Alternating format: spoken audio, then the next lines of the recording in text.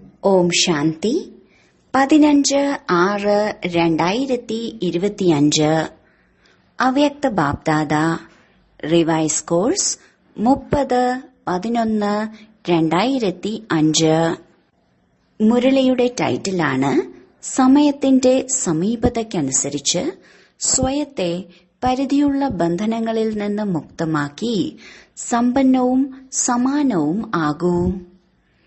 ഇന്ന് നാനാഭാഗത്തുള്ള സമ്പൂർണവും സമാനവുമായ കുട്ടികളെയാണ് കാണുന്നത്. സമാനരായ കുട്ടികളാണ് ബാബയുടെ ഹൃദയത്തിൽ ഇരിക്കുന്നത്.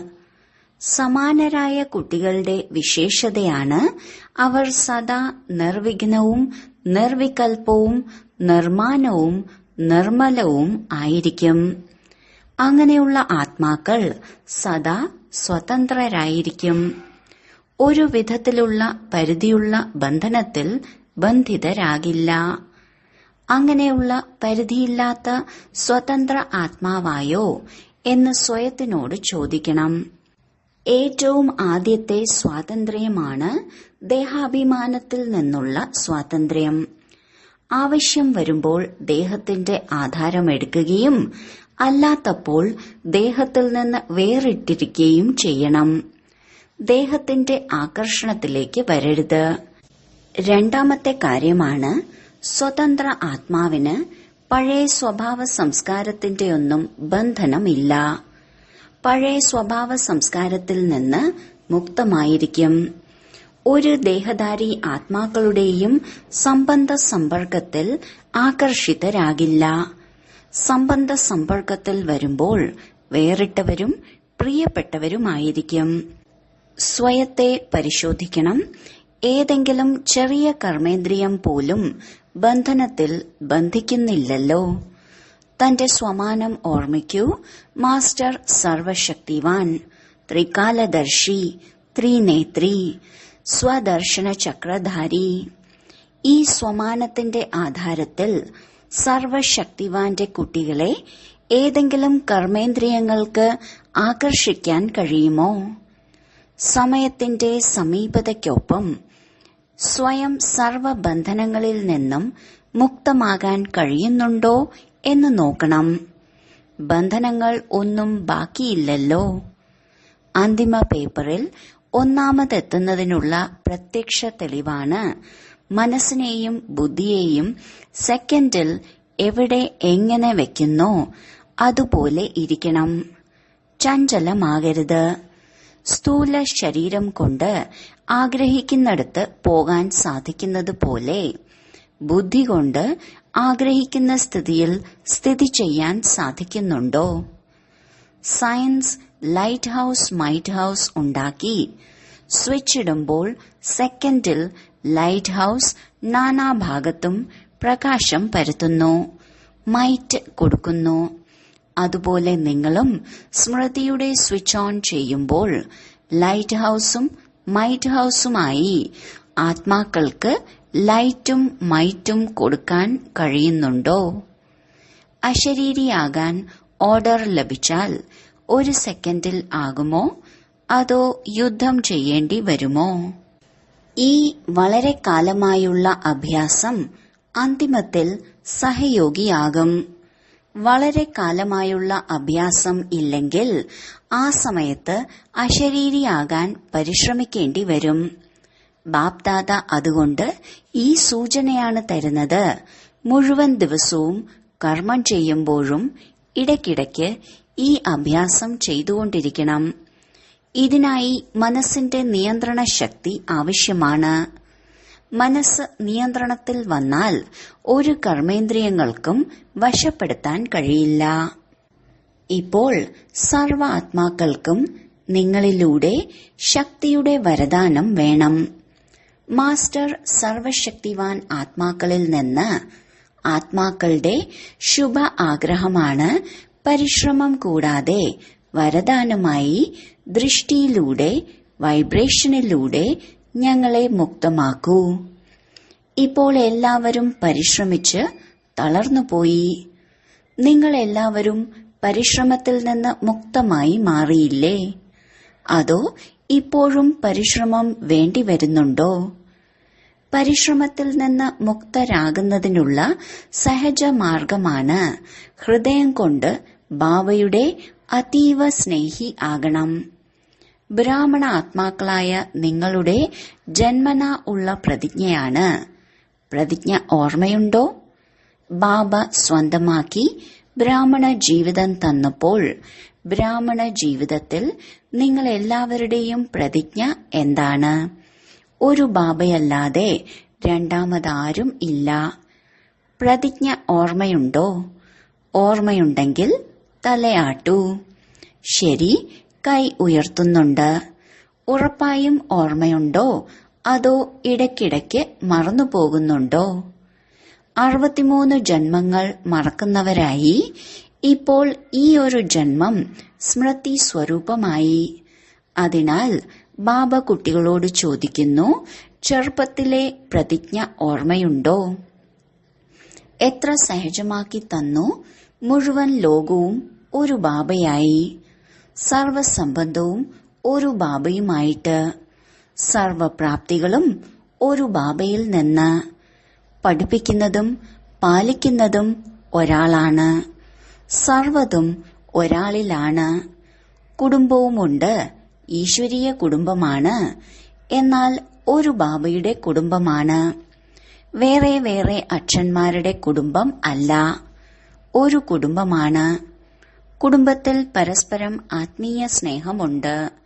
വെറും സ്നേഹമല്ല, ആത്മീയ സ്നേഹമാണ്.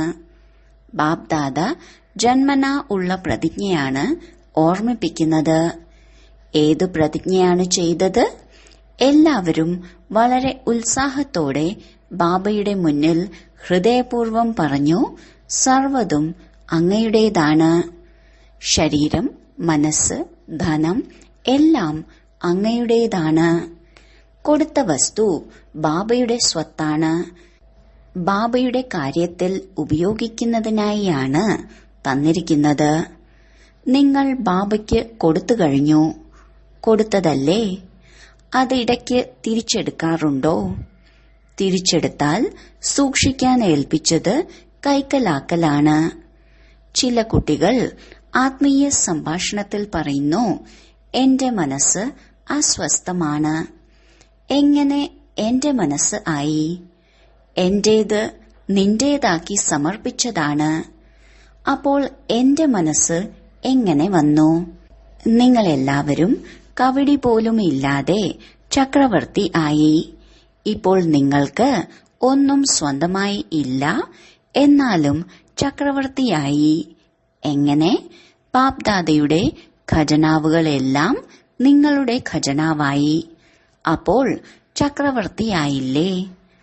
പരമാത്മാ ഖജനാവ് കുട്ടികളുടെ ഖജനാവാണ്. ബാപ്ദാദ ഇപ്പോൾ പ്രതിജ്ഞ ഓർമ്മിപ്പിക്കുകയാണ്, നിന്റേതിനെ എന്റേത് ആക്കരുത്. ബാബ പറയുന്നു, ബാബ നിങ്ങളെല്ലാവരെയും പരമാത്മാ ഖജനാവുകളാൽ സമ്പന്നമാക്കിയപ്പോൾ ഉത്തരവാദിത്വവും ബാബ ഏറ്റെടുത്തു. ഏത് വാക്കിലൂടെ? നിങ്ങൾ എന്നെ ഓർമ്മിക്കുമ്പോൾ സർവ ഖജനാവുകൾക്കും അധികാരിയാകും. ഓർമ്മിക്കുക മാത്രം ചെയ്യൂ. നിങ്ങൾ പറഞ്ഞതാണ്, ഞങ്ങൾ അങ്ങയുടേതാണ്, അങ്ങ് ഞങ്ങളുടേതാണ്. ഇതല്ലേ പ്രതിജ്ഞ? ബാബയും പറയുകയാണ്, ഖജനാവുകൾ സദാ സ്വയത്തിനും സർവർക്കും വേണ്ടി കാര്യത്തിൽ ഉപയോഗിക്കൂ. കാര്യത്തിൽ ഉപയോഗിക്കുന്ന അത്രയും ഖജനാവ് വർദ്ധിച്ചുകൊണ്ടിരിക്കും. സർവശക്തികളുടെയും ഖജനാവ് സർവശക്തികളെയും കാര്യത്തിൽ ഉപയോഗിക്കൂ.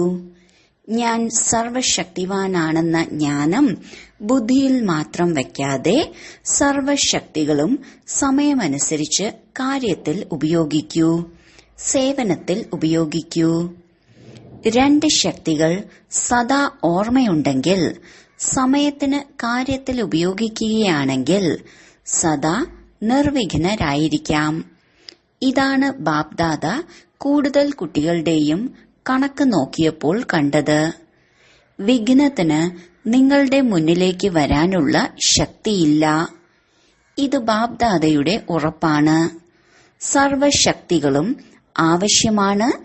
കൂടുതലായും സഹനശക്തിയും തിരിച്ചറിയാനുള്ള ശക്തിയുമാണ് വേണ്ടത്. തിരിച്ചറിവ് ഉണ്ടെങ്കിലും അത് പ്രാക്ടിക്കലായി സ്വരൂപത്തിൽ കൊണ്ടുവരുന്നതിൽ ശ്രദ്ധ കുറവാണ്. അതിനാൽ തിരിച്ചറിവ് വരുമ്പോൾ ചലനവും മുഖവും മാറുന്നു. വളരെ നല്ല ഉത്സാഹത്തിൽ വരുന്നു. ശരിയാണ്, തിരിച്ചറിവ് വന്നു. പിന്നീട് എന്താണ് സംഭവിക്കുന്നത്? എല്ലാവരും അനുഭവികളാണല്ലോ. പിന്നീട് എന്താണ് സംഭവിക്കുന്നത്? നിരന്തരം അത് സ്വരൂപത്തിൽ കൊണ്ടുവരുന്നതിലാണ് കുറവ് ഉണ്ടാകുന്നത്. ഇവിടെ സ്വരൂപമാകണം. ബുദ്ധി കൊണ്ട് മാത്രം മനസ്സിലാക്കുന്നത് വേറെയാണ്. അത് സ്വരൂപത്തിൽ കൊണ്ടുവരേണ്ടത് ആവശ്യമാണ്. ഇടയ്ക്കൊക്കെ ബാബ്ദാദയ്ക്ക് പല കുട്ടികളോടും ദയവ് തോന്നി.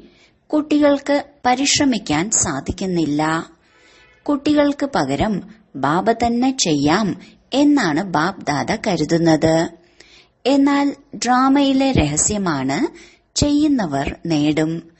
അത് കാരണം ബാബ്ദാദ സഹയോഗം തരും. കുട്ടികൾ തന്നെയാണ് ചെയ്യേണ്ടത്. ഇന്ന് ബാബ്ദാദ കണ്ടു, കുട്ടികൾ വളരെ നല്ല നല്ല സങ്കല്പം എടുക്കുന്നുണ്ട്. അമൃതവേളയിൽ ബാബ്ദാദയുടെ അടുത്ത് നല്ല നല്ല സങ്കല്പങ്ങളുടെ ധാരാളം മാലകൾ വരുന്നുണ്ട്. ഇത് ചെയ്യാം, ഇത് ചെയ്യും, ഇത് ചെയ്യും എന്ന്. ബാബ്ദാദയ്ക്കും സന്തോഷമാണ്. ആഹാ കുട്ടികളെ, ആഹാ. പിന്നീട് ചെയ്യുന്നതിൽ കുറവ് വരുന്നത് എന്തുകൊണ്ടാണ്? ഇതിന്റെ കാരണമായി കണ്ടത് ബ്രാഹ്മണ പരിവാരത്തിലെ സംഘടനയുടെ വായുമണ്ഡലമാണ്. എവിടെയെല്ലാം വായുമണ്ഡലം ദുർബലമാകുന്നുവോ അവിടെ പെട്ടെന്ന് പ്രഭാവമുണ്ടാകുന്നു. പിന്നീട് അവരുടെ ഭാഷ എന്തായിരിക്കും? ഭാഷ വളരെ മധുരമുള്ളതായിരിക്കും. ഭാഷ ഇങ്ങനെയാണ്, കുഴപ്പമില്ല, ഇതും ഉണ്ടാകും. ഇങ്ങനെയുള്ള സമയത്ത് എന്ത് സങ്കല്പം ചെയ്യണം? ഇത് നടക്കും, സാരമില്ല. ഇത് അലസത കൊണ്ടുവരുന്നു. ഇങ്ങനെയുള്ള സമയത്ത് ഈ ഭാഷ പരിവർത്തനം ചെയ്യൂ. ചിന്തിച്ചു നോക്കൂ, ബാബയുടെ ആജ്ഞ എന്താണ്? ബാബയ്ക്ക് ഏത് കാര്യമാണ് ഇഷ്ടം? ബാബ ഇതാണോ പറഞ്ഞത്? ചെയ്തോ? ബാബയെ ഓർമ്മിച്ചാൽ അലസത സമാപ്തമാകും. ഉന്മേഷവും ഉത്സാഹവും വരും. പല പ്രകാരത്തിലാണ് അലസത വരുന്നത്. നിങ്ങൾ എല്ലാവരും ചേർന്ന് ക്ലാസ് എടുത്ത് ലിസ്റ്റ് ഉണ്ടാക്കണം. സാധാരണ അലസതയും റോയൽ അലസതയും. അലസത സങ്കല്പത്തിൽ ദൃഢത കൊണ്ടുവരാൻ സമ്മതിക്കില്ല.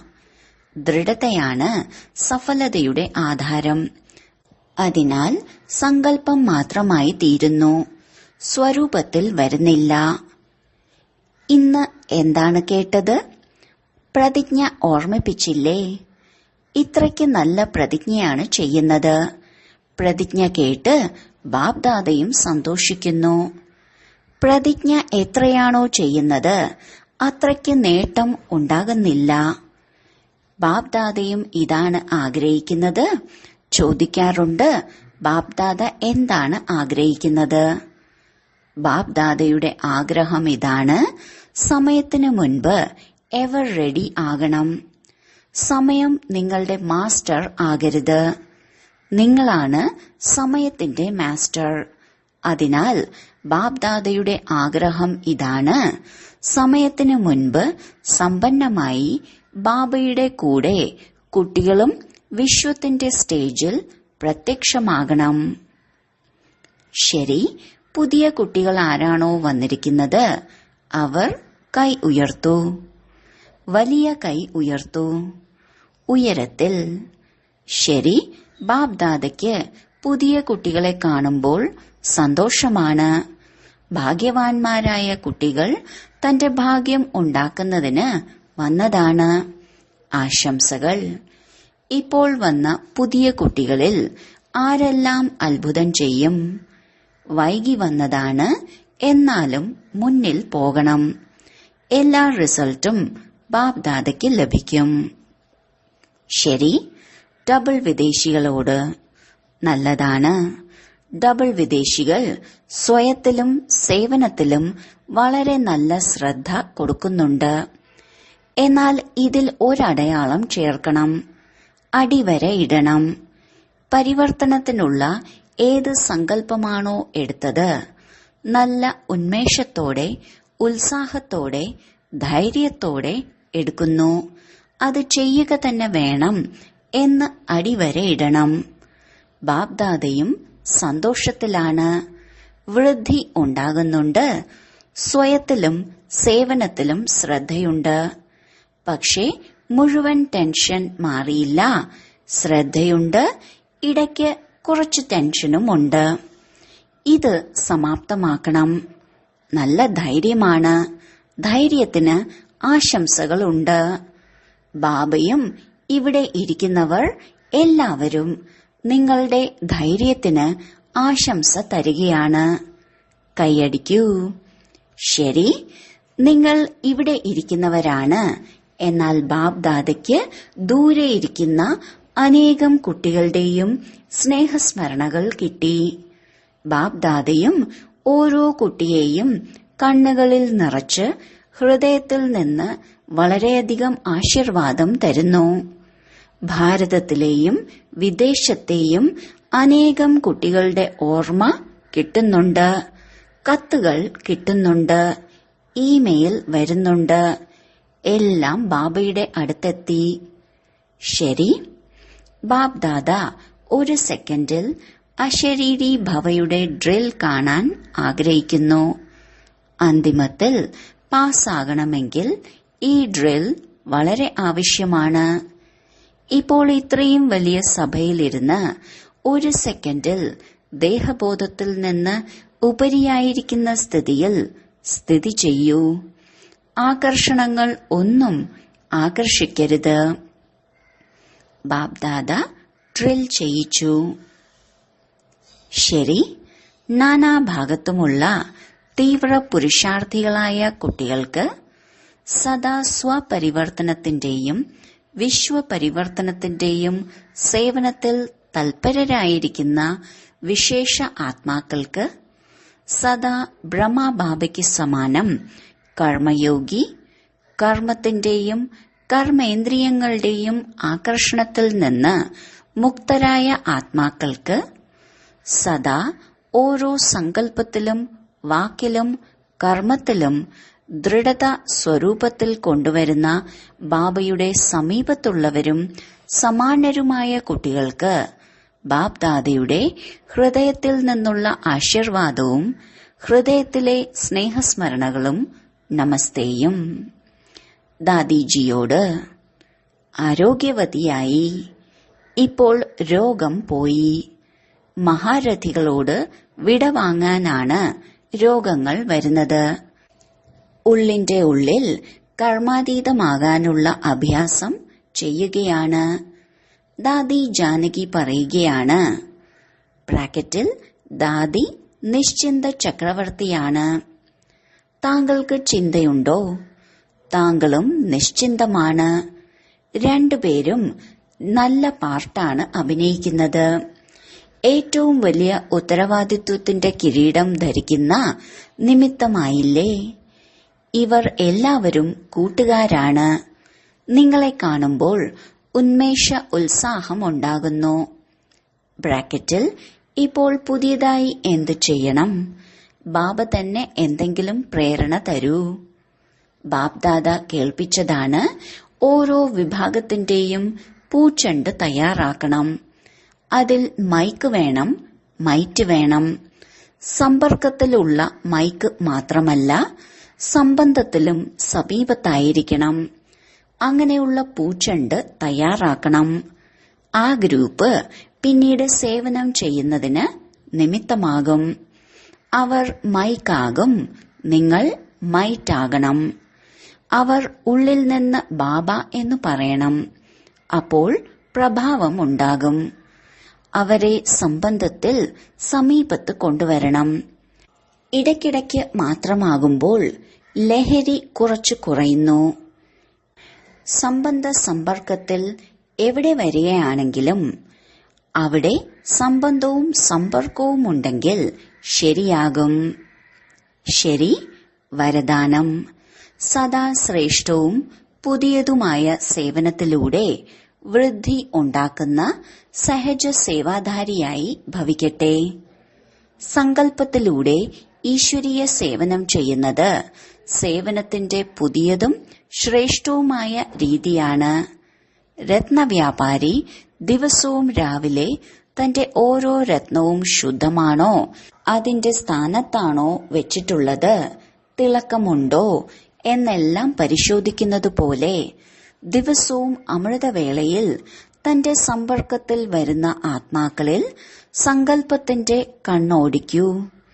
നിങ്ങൾ അവരെ എത്രമാത്രം സങ്കല്പത്തിൽ ഓർമ്മിക്കുന്നുവോ അത്രയും സങ്കല്പം അവരുടെ അടുത്ത് എത്തും. ഇപ്രകാരം സേവനത്തിന്റെ പുതിയ രീതി സ്വീകരിച്ച് അഭിവൃദ്ധി ഉണ്ടാക്കിക്കൊണ്ടിരിക്കൂ. നിങ്ങളുടെ സഹജ യോഗത്തിന്റെ സൂക്ഷ്മ ശക്തികൾ ആത്മാക്കളെ നിങ്ങളിലേക്ക് സ്വതവേ ആകർഷിക്കും. സ്ലോഗൻ: ഒഴിവുകഴിവുകൾ മർജാക്കി പരിധിയില്ലാത്ത വൈരാഗ്യവൃത്തി ഇമർജാക്കൂ. അവ്യക്ത സൂചന: ആത്മീയ സ്ഥിതിയിൽ ഇരിക്കുന്നതിന്റെ അഭ്യാസം ചെയ്യൂ. അന്തർമുഖിയാകൂ.